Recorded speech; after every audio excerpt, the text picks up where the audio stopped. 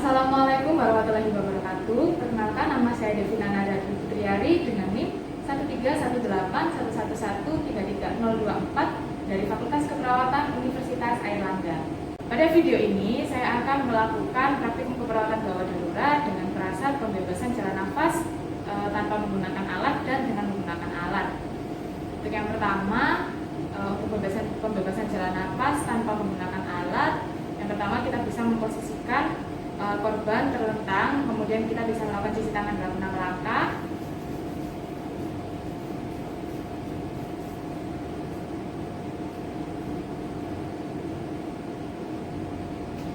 Kemudian kita menggunakan handscoon bersih.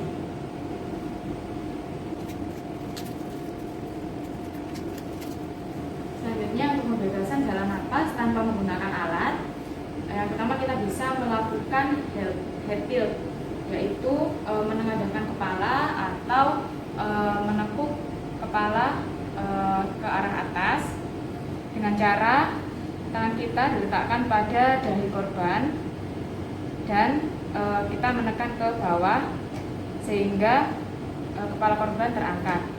Yang selanjutnya, selain dari head tilt, kita bisa melakukan chin lift, yaitu mengangkat dagu. Chin lift dapat dilakukan juga saat kita melakukan head tilt. Chin lift dilakukan dengan cara dua jari kita diletakkan di dagu korban seperti ini dan mengangkat dagu. Indikasi untuk melakukan head tilt adalah diharapkan dilakukan pada korban yang tidak memiliki trauma servikal. Pada korban yang memiliki trauma servikal dapat dilakukan chin lift saja, atau kita juga bisa melakukan jaw thrust. Jaw thrust dapat dilakukan dengan cara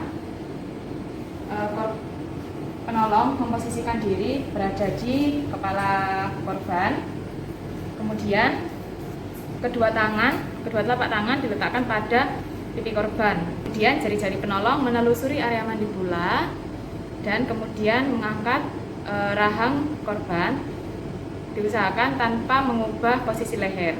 Dan bagian ibu jari dapat digunakan untuk membantu membuka bagian mulut korban atau rahang bawahnya.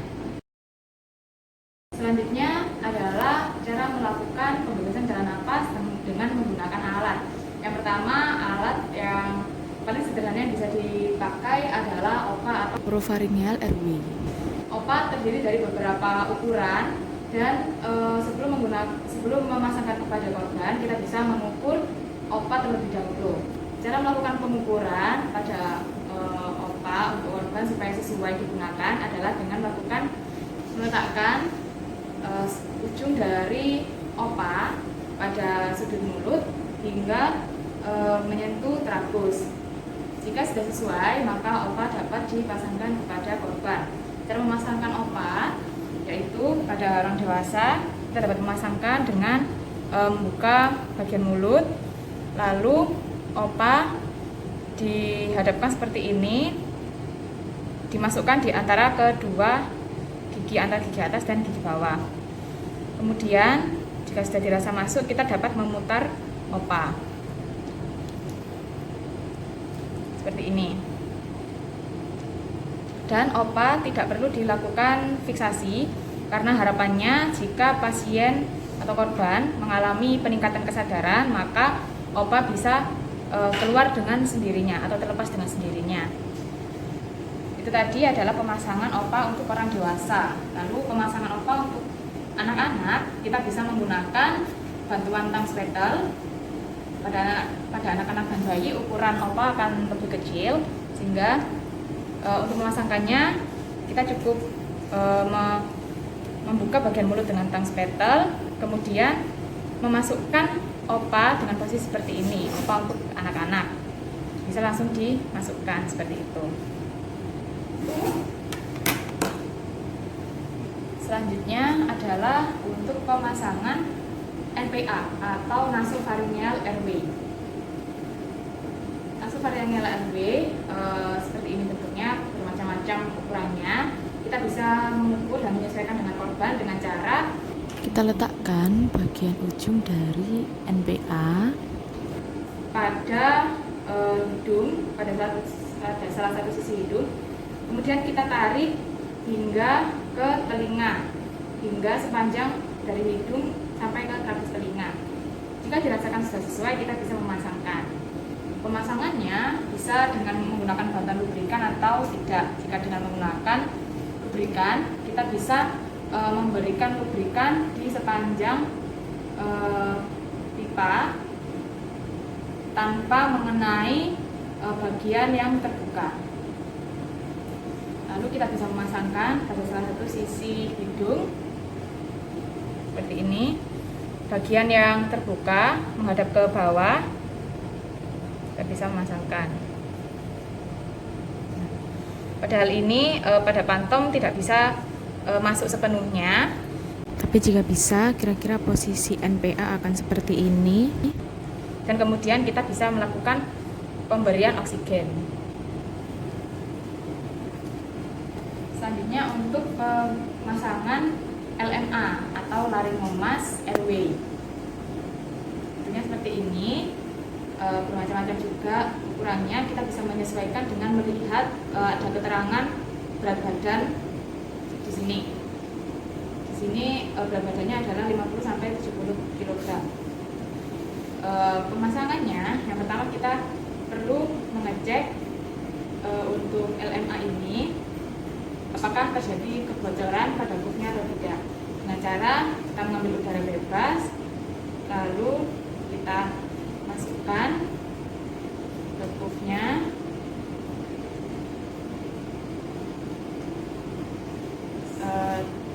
Jika kup mengembang dengan baik, maka berarti tidak ada kebocoran. Lalu kita bisa kempeskan lagi.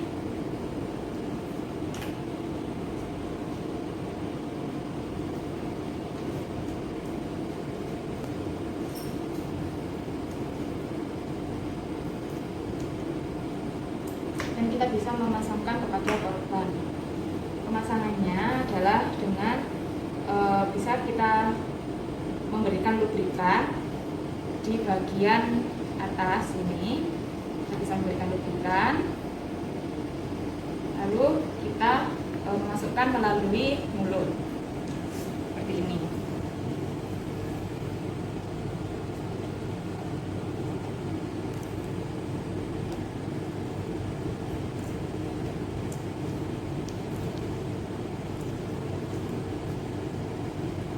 Lalu kita bisa mengembangkan lagi kufnya dengan mengambil udara bebas dan memasukkan. Jika kuf sudah mengembang, kita bisa memberikan oksigen dengan bantuan back valve mask. Kita bisa memasangkan back valve mask. Lalu di saat kita memompa back valve mask, kita bisa sambil melihat dari pergerakan dinding dadanya.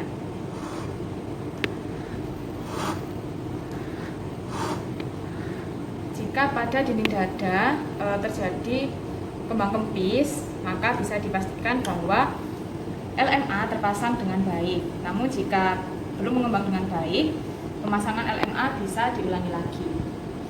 Demikian video praktikum keperawatan gawat darurat dengan perasaan pembebasan jalan napas dengan menggunakan alat dan tanpa menggunakan alat. Terima kasih, semoga bermanfaat. Wassalamualaikum warahmatullahi wabarakatuh.